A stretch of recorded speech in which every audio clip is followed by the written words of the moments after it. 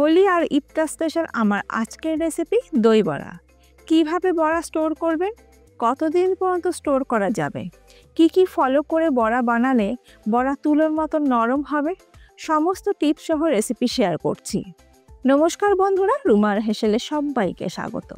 রেসিপিটা কেমন লাগলো অবশ্যই জানাবেন, ভালো লাগলে সবার সাথে একটু শেয়ারও করে নেবেন। দই বড়া বানানোর জন্য 200 গ্রাম বিউলির ডাল আমি সারা রাত ভিজিয়ে রেখেছিলাম। কম করে 7 থেকে 8 ঘন্টা কিন্তু ডাল ভিজিয়ে রাখতে হবে। ডাল কিন্তু খুব ভালোভাবে ভিজে গেছে, দেখুন হাতে একটু চাপ দিলে মাঝখান থেকে কিন্তু অর্ধেক হয়ে যাচ্ছে। ডাল আমি খুব ভালো করে ধুয়ে ভিজিয়ে রেখেছিলাম। এবার এই ডালটাকে বেটে নেব। ডালের থেকে এক্সট্রা জলটাকে ঝরিয়ে নিয়ে নিচ্ছি গ্রাইন্ডিং জারের মধ্যে। অনেকে মুগ ডাল দিয়েও দই বড়া করেন, তবে বিউলির ডাল দিয়ে দই বড়া করলে কিন্তু খেতে বেশি ভালো লাগে। সমস্ত ডাল গ্রাইন্ডিং জারের মধ্যে ঢেলে নেবার পর দিয়ে দিচ্ছি 2টো কাঁচা লঙ্কা, আর দিয়ে দিচ্ছি 1/2 ইঞ্চি আদার টুকরো, মৌরি দিয়ে দিচ্ছি 1 টেবিল স্পুন। বিউলির ডালের সঙ্গে মৌরি কম্বিনেশনটা কিন্তু খুব ভালো যায়, খেতে বেশি ভালো লাগে। এবার প্রয়োজন অনুযায়ী জল দিয়ে একদম স্মুথ করে বেটে নেব। এবার এই বেটে নেওয়া ডালটা আমি ঢেলে নিচ্ছি একটা ছড়ানো পাত্রের মধ্যে। এবার এই বেটে নেওয়া ডালের মধ্যে দিয়ে দিচ্ছি স্বাদ মতো নুন, আমি এখানে 1 টিস্পুন নুন দিলাম। এবার এই ডালটাকে খুব ভালো করে ফেটিয়ে নেব। একই দিকে ঘুরিয়ে খুব ভালো করে ফেটিয়ে নিতে হবে। যদি ক্লকওয়াইজ ঘোরান তাও ক্লকওয়াইজ ঘুরিয়ে ঘুরিয়ে ডালটাকে ফেটিয়ে নেবেন। এইরকম না যে একবার ক্লকওয়াইজ ঘোরালেন, একবার অ্যান্টি ক্লকওয়াইজ ঘুরিয়ে ঘুরিয়ে ডালটাকে ফেটিয়ে নেবেন। যত ভালো করে ডাল ফেটানো হবে বড়া কিন্তু ততই সফট তৈরি হবে।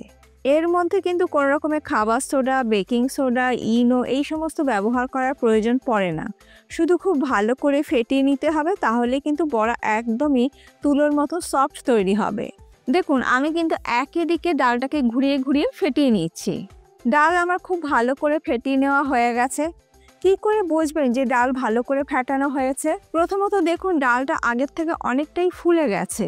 আর একটু নোটিস করলে বুঝতে পারবেন যে ডালের কালারটাও কিন্তু চেঞ্জ হয়ে গেছে। আরেকটা সহজ পদ্ধতি বলে দিই, একটা বাটিতে জল নিয়ে তার মধ্যে ফেটানো ডালের একটু জলের মধ্যে ফেলে দেখবেন যে ডাল বাটাটা জলের ওপরে ভাসছে, তার মানে ডাল একদম পারফেক্ট ফেটানো হয়েছে। আর যদি সেটা না হয় তাহলে আর একটু সময় নিয়ে ডালটাকে ফেটিয়ে নিতে হবে। মানে ডাল বাটাটা যদি জলের উপর না ভেসে থাকে, যদি ডুবে যায়, তাহলে বুঝবেন যে ডাল বাটাটা ভালো করে ফেটানো হয়নি। সেটাকে আরও একটু সময় নিয়ে ভালো করে ফেটিয়ে নিতে হবে। দেখুন আঙুল দিয়ে চাপ দিলেও কিন্তু ডাল বাটাটা জলের উপর ভেসেই থাকছে, ডুবে যাচ্ছে না। এরপরে বড়াগুলোকে ভেজে নেব। বড়াগুলো যখন ভাজবেন, কিভাবে ভাজবেন সেটা আমি একটু বলে দিচ্ছি। একটা পাত্রের মধ্যে জল নিয়ে হাতটাকে একটু জল হাত করে নেবেন, আর হাতের যে এক্সট্রা জলটাকে সেটাকে একটু ঝেড়ে ফেলে দেবেন, আর তারপরে ডাল বাটাটাকে নিয়ে তেলের মধ্যে ছেড়ে দেবেন। জল হাত করে নিয়ে যদি ডাল বাটা তুলে তেলের মধ্যে ছাড়েন, তাহলে দেখবেন বড়াগুলো কিন্তু খুব সুন্দর একদম বলের মতন গোল গোল হয়েছে। আর সেটা যদি না করেন তাহলে ডাল বাটা হাতের মধ্যে লেগে যাবে। বড়াগুলো ভাজার জন্য কড়াইতে অলরেডি আমি তেল গরম করতে বসিয়ে দিয়েছি। আর তেলের পরিমাণটা একটু বেশি ব্যবহার করতে হবে বড়াগুলো ভাজার জন্য। তেলটাকে খুব ভালো করে গরম করে নিতে হবে। তেল গরম হয়ে গেলে একটা একটা করে বড়া তেলের মধ্যে আমি ছেড়ে দেব। আর দেখুন ডাল বাটাটা এত সুন্দর আমার ফেটানো হয়েছে যে বড়াগুলো তেলের মধ্যে ছাড়ার সঙ্গে সঙ্গে তেলের উপরে কিন্তু ভাসছে, ডুবে যাচ্ছে না। মিডিয়াম ফ্লেমে বড়াগুলোকে ভেজে নেব। আর দেখুন জল হাত করে নেওয়ার কারণে বড়াগুলো মোটামুটি সবকটা একই সাইজের হয়েছে, আর সুন্দর কিন্তু গোল গোল একদম বলের মতন হয়েছে। এক পিঠ হয়ে গেলে একটু উল্টে দেব। প্রথম ব্যাচের বড়া আমার ভেজে নেওয়া হয়ে গেছে, তুলে নিচ্ছি তেল ঝরিয়ে। খুব বেশি কড়া করে লাল লাল করে কিন্তু বড়া ভাজার একদমই দরকার নেই, হালকা করে ভেজে নিলেই কিন্তু হয়ে যাবে। সেম এই একই পদ্ধতিতে বাকি ডাল বাটা দিয়েও আমি বড়াগুলোকে ভেজে নেব। সমস্ত বড়া আমার ভেজে নেওয়া হয়ে গেছে, তুলে নিয়ে রেখে দিচ্ছি একটা ঝুড়ির মধ্যে। এরপর একটা পাত্রের মধ্যে আমি নিয়ে নিচ্ছি গরম জল। আর জলটা এতটাই গরম আছে যে আঙুল কিন্তু ডুবে রাখা যাচ্ছে না, সেই রকমই কিন্তু জলটা গরম আছে। এবার এই গরম জলের মধ্যে দিয়ে দিচ্ছি 1 টিস্পুন নুন, আর দিয়ে দিচ্ছি 1/2 টিস্পুন হিং। হিং দিলে কিন্তু স্বাদটা ভীষণই ভালো হয়। আর জলের সাথে হিং আর নুনটাকে ভালো করে আমি মিশিয়ে দিলাম। ভালো করে মিশিয়ে নিয়ে এবার এই জলের মধ্যে দিয়ে দিচ্ছি ভেজে নেওয়া বড়া। তবে সমস্ত বড়া আমি দিচ্ছি না, যে কটা দিয়ে আমি এখন দই বড়া বানাবো সে কটা দিচ্ছি।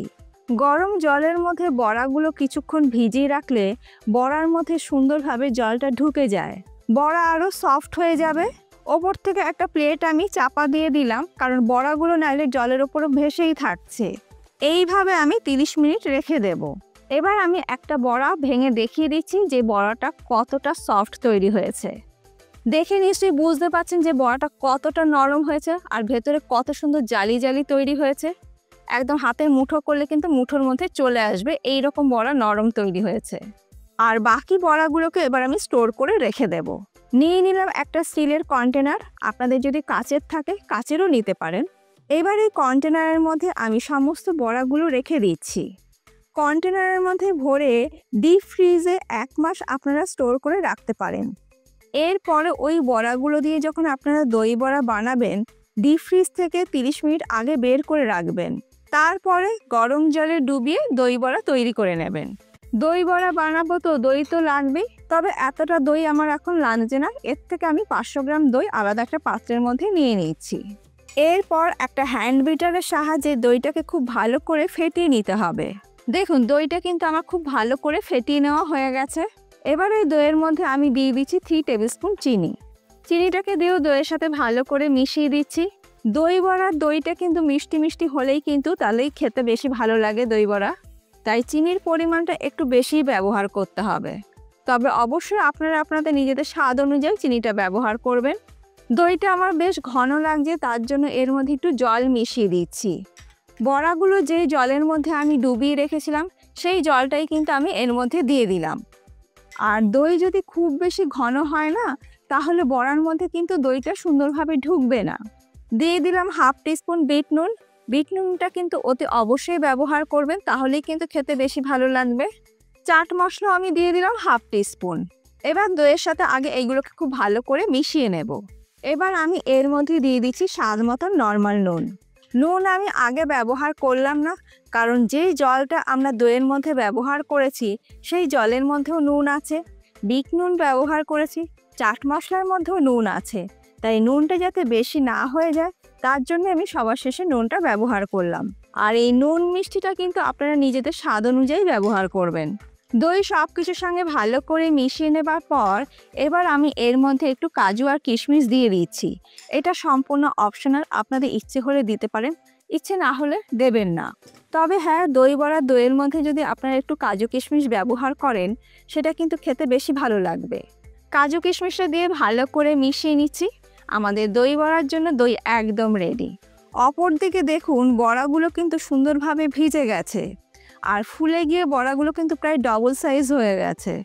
আর দেখুন ভাজা বড়ার সাইজ আর জলে ডোবানো যে বড়াটা আছে তার সাইজটা দেখুন, দেখলেই বুঝতে পারবেন। এবার হালকা হাতে চাপ দিয়ে বড়াটা থেকে জলটাকে একটু বার করে নেব। হালকা হাতে চাপ দিয়ে জলটাকে বের করে আমি দইয়ের মধ্যে বড়াগুলোকে ডুবিয়ে দিচ্ছি। খুব বেশি জোরে চাপ দেবেন না, জাস্ট একটু হালকা হাতে চাপ দিলে কিন্তু জলটা সুন্দরভাবে বেরিয়ে যাবে।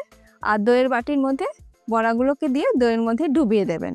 এবার এই দইয়ের সঙ্গে বড়াগুলোকে ডুবিয়ে আমি 30 মিনিট রেখে দেব, যাতে দইটা বড়ার মধ্যে সুন্দরভাবে ঢুকে যায়। সমস্ত বড়ার থেকে এক্সট্রা জলটাকে নিগড়ে নিয়ে আমি দইয়ের মধ্যে দিয়ে দিয়েছি। দই সমেত বড়াগুলোকে এই অবস্থায় আমি 30 মিনিট রেখে দেব, যাতে দইটা সুন্দরভাবে বড়ার মধ্যে ঢুকে যায়। 30 মিনিট পর এবার আমি দই বড়াটা প্লেটিং করছি। একটা একটা করে দই বড়া আমি প্লেটের মধ্যে দিয়ে দিচ্ছি। আর বড়াগুলোর সাইজ দেখে নিশ্চয়ই বুঝতেই পারছেন যে বড়ার মধ্যে দইটা কিন্তু সুন্দরভাবে ঢুকে গেছে।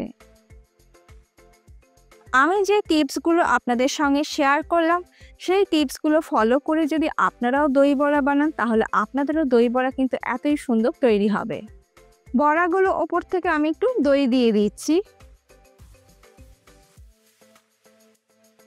বড়াগুলো প্লেটের মধ্যে সাজিয়ে নেবার পর এবার আমি ওপর থেকে দিয়ে দিচ্ছি ঝাল ঝাল গ্রিন চাটনি আর দিয়ে দিচ্ছি তেঁতুলের টক মিষ্টি চাটনি।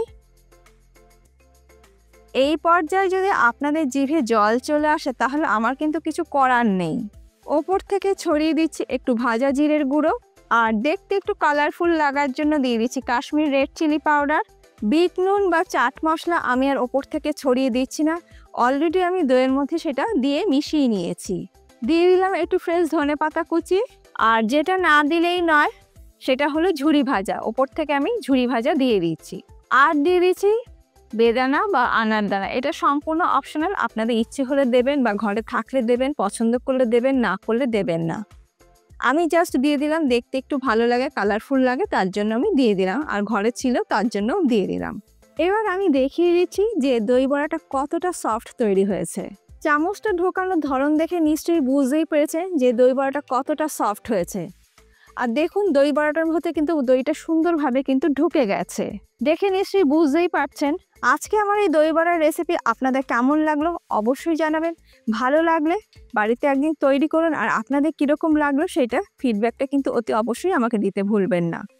আজ তাহলে এই পর্যন্ত, আবার দেখা হবে নতুন কোনো ভিডিওর সাথে। ভালো থাকবেন, সুস্থ থাকবেন, ধন্যবাদ।